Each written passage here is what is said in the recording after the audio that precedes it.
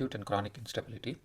We're going to discuss in brief about both acute elbow dislocations and a terrible triad, and if possible, a little bit about chronic elbow instability as well. And hopefully, this gives an overview of this topic and helps you answer this question in your exams. Elbow dislocations are quite common, right? That's the second most common dislocation after shoulder dislocation. So the first is shoulder, the second most common dislocation is the elbow dislocation. And there is a specific pattern in which most of these dislocations occur. These are called, this pattern is called as Hori cycle. You might have heard of this. The first structure usually to disrupt in a elbow dislocation is the LUCL or LCL complex, or the lateral ulnar collateral ligament complex. And the last structure mostly that this gets disrupted is the MCL or medial collateral ligament. And so this is called the Hori cycle. So it's very important to understand. And usually most of these are simple fractures, that is simple dislocations, that is without fracture, and they can be managed conservatively. Without fracture, and they can be managed conservatively, can be reduced, can be splinted for 3 to 4 weeks, and then they can go ahead with their activities. Right. So what type of dislocation is most common in among the elbow dislocation? The posterolateral dislocation. That is the distal forearm. That is the forearm. That is the ulna and the radius dislocates posterolaterally. Posterolateral dislocation is more common, much more common than the posterior medial dislocation. It affects males, working age males in the 10 to 30 age group. 10 to 30 age group. So what is the mechanism of injury in which this occurs? Usually it is an axial loading, supination, and external rotation of the forearm. External rotation of the forearm with a varus force. Stabilizers of the elbow joint. The primary stabilizer is ulnohumeral, the congruence of the ulnohumeral joint, the medial collateral ligament, and the lateral collateral ligament complex. The secondary stabilizers, if one of these fails, these play a very important role. It is a radiocapitular joint, anterior capsule, and part of the posterior capsule as well.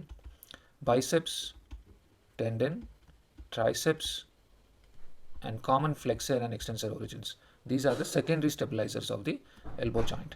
Ulnohumeral joint is highly congruent. It is very important for the primary stability, right? And the secondary stabilizer, radiocapitular joint. So the radial head is very important, and it should be intact in case the medial collateral ligament is injured. If the medial collateral ligament is injured and the radial head is also injured, then there is nothing stopping it from valgus stabilizing, and therefore it will continue to dislocate. So these are the important stabilizers of the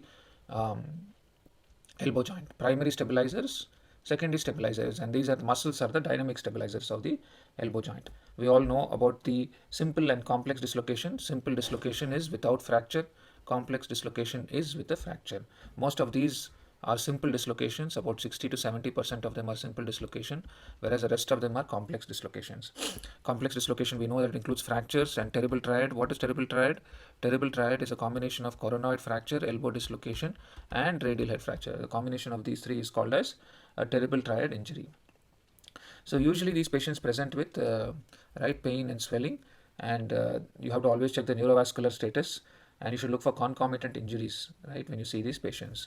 So now let's come to the medial collateral ligament. Medial collateral ligament is formed by three components: anterior oblique ligament, posterior oblique ligament, and posterior bundle, right? So the anterior oblique ligament is the most important portion of the of these three parts of the medial collateral ligament. Even if the other two are gone and anterior bundle is intact, the elbow will be stable on valgus stress. Elbow will be stable on valgus stress. The lateral collateral ligament complex consists of lateral ulnar collateral ligament, radial collateral ligament, annular ligament, and axillary collateral ligament. Among these, the most important structure is the lateral ulnar collateral ligament, which starts from the supinator crest of the ulna and inserts into the lateral epicondyle. The rest of the structures are not as important. They are only secondary stabilizers, whereas the primary varus stabilizer is the lateral ulnar collateral ligament, part of the lateral collateral ligament complex. So this is very important, right? Now we discussed about dynamic stabilizers. You can see the dynamic stabilizers here.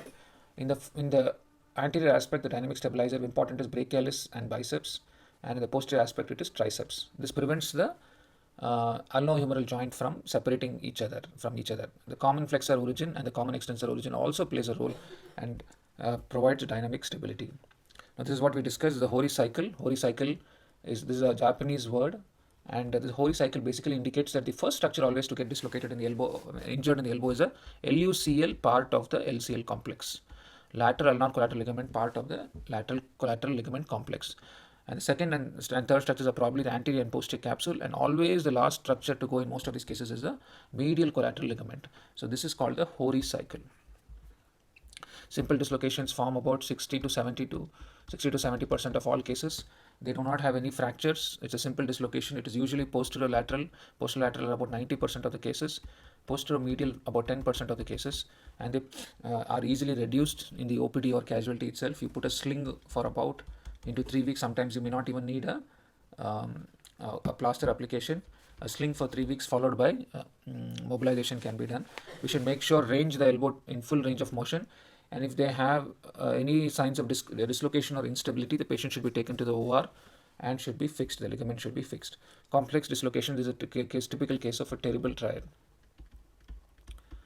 right, where there is a dislocation, posterolateral dislocation of the elbow, there is a coronoid chip fracture, and there is a radial head fracture here. So this is a combination which has poor prognosis if not managed very well, and therefore it is called as a terrible triad injury. Posterior medial instability or posterior medial fractures are very uncommon, right? They occur because of an injury to the anterior medial facet of the coronoid, where the medial collateral ligament is probably attached. This is not very important for your exam. You must have an understanding of this posterior medial instability, and that is enough. And this is usually fixed with a specific or a custom-made plate, and the anteromedial facet is buttressed back into place, and this is how the anchor is used here to fix the lateral collateral ligament complex. So when you see a terrible triad, this is the order in which you should always make a lateral incision, number 1. You can make either a central posterior incision or lateral incision, but many times a lateral incision may be sufficient. Patient is supine on the hand table with a tourniquet, right? You first remove the radial head, then you will get access to the coronoid, and then you can fix the coronoid, right? Coronoid classification on Bryan and Morey classification, all of us know this, Bryan and Morey classification. According to Bryan and Morey classification, class 1 is just the chip of the coronoid is fractured. Class 2 is up to 50% of the coronoid is fractured, and class 3 is more than 50% of the coronoid. So class 1 is a chip of the fracture, class 2 is less than 50%, and class 3 is more than 50% of the coronoid is fractured. So you try and fix the coronoid with maybe suture holes or screws depending on the size of the coronoid fracture. That is the first step in a terrible triad fixation. The second step is either radial head fixation, either radial head is fixed or replaced. It should never be excised in case of a terrible triad or a dislocation case, because it is a secondary stabilizer, and because the ligaments have already gone, if you fix or excise the radial head, it will lead to chronic instability. The third thing that you should do is the LUCL is always injured. In these cases, it is usually ruptured from the lateral epicondyle. It is either repaired back with an anchor or drill holes. So again, to repeat, this is a sequence in which you repair the terrible triad. First is you look for remove the radial head, look at the coronoid, fix it if required. Second, radial head fixation or replacement, and third is ulnar collateral ligament repair with either anchor or drill holes. Right, so this is how it should look at the end. The first thing is coronoid fixation. The second is radial head replacement or fixation. The third is LUCL repair. Now, in chronic cases, when the terrible triad is missed, the patient may be having a LUCL chronic injury or insufficiency, and patient may be dislocating in the posterolateral aspect. So when the patient is dislocating like that, the symptoms and signs the patient will have is a positive pivot shift test. This is usually seen only under anesthesia. It's very difficult to look for this in a live patient or an awake patient. Push-up test. When the patient is trying to push up from the chair, patient will have either pain or instability. This indicates a posterolateral rotatory instability or chronic instability because of an LUCL insufficiency. Then you can do a posterior drawer test, which is also difficult to do in the live patient, but these are all indications of posterolateral instability. In these cases, you have to reconstruct the ligament using a palmaris longus tendon or any other tendon graft by various techniques. So you'll have to make a hole through the supinator crest where the ligament originates and inserts into the lateral epicondyle. So you have to use various techniques to pass the palmaris longus tendon or any other tendon graft to reconstruct the LUCL, and this is the principle of management in posterolateral rotatory instability. In chronic posteromedial rotatory instability, we already discussed, is extremely rare. You have to either fix the fragment or you will have to reconstruct the ligament using tendon graft. The MCL has to be reconstructed using tendon graft. So coming to the complications of elbow instability, there are multiple complications that can occur. The most common is the ulnar nerve is irritated or injured. In acute dislocation, you can even have the brachial artery injury. You can have an acute cases compartment syndrome. Stiffness is a major issue that can happen. So you should mobilize the patient quickly. Heterotrophic ossification can occur over a period of time. right? So this is in brief about acute elbow dislocations and management of terrible triad, and in very brief about chronic elbow instability. I hope this helps you in answering your questions in the exam. Thank you very much.